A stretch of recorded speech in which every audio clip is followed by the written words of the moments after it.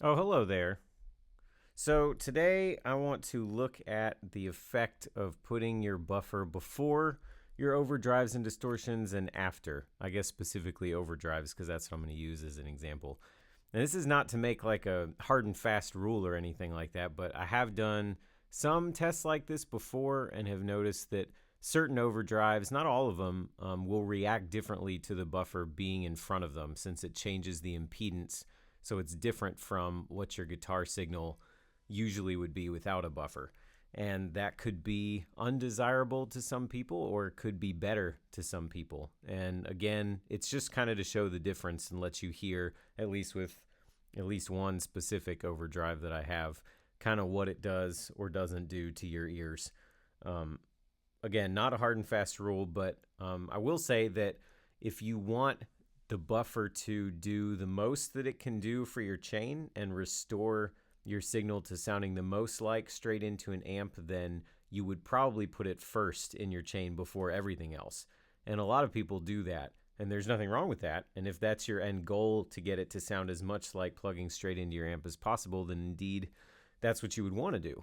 But if that's not your goal, and you want your distortions to sound the way you want your distortions to sound, which is seeing the impedance from your guitar and not from a buffer, then you might want to do a test like this. Just kind of stick it in front of it and behind it, maybe record it and see what it sounds like. But I wanted to give you an idea of that in my setup, and I will reserve my opinion of what I actually do until the end so that you're not tarnished by it. Not like you would be, but sometimes you can be subconsciously, so there you go.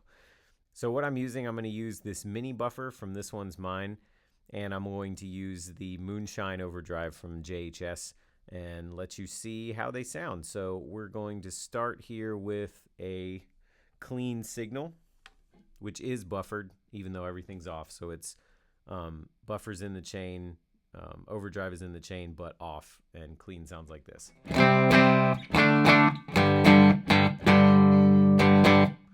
So what we'll look at first is buffer before the overdrive pedal, which sounds like this.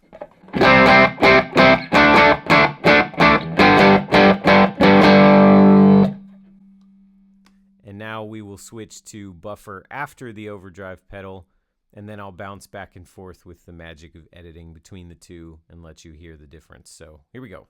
Bearing in mind, I am, of course, using the same settings on both the amp and the overdrive itself and the guitar and everything else for both of these tests. So, buffer after overdrive.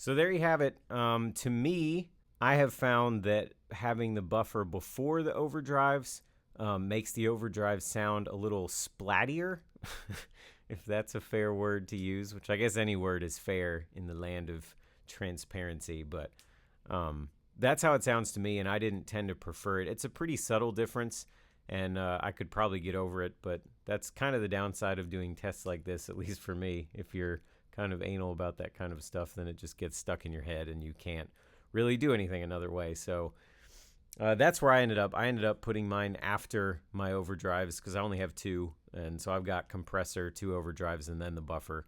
And it doesn't make a serious difference, I don't think, in the loss of tone in the rig still from not having it first and having like another, an extra foot or two of cables and such in front of it, but you got to decide that for yourself too. So yeah, just bear all that in mind for yourself when you're testing stuff, and at the end of the day, there are no rules, so just do what sounds good to you and you'll be all set. So hopefully that was helpful. Feel free to subscribe to the channel if you would like to look at some more comparisons or spend 5 minutes with some gear or some how-tos or what have you. And that's all I got, so bye-bye.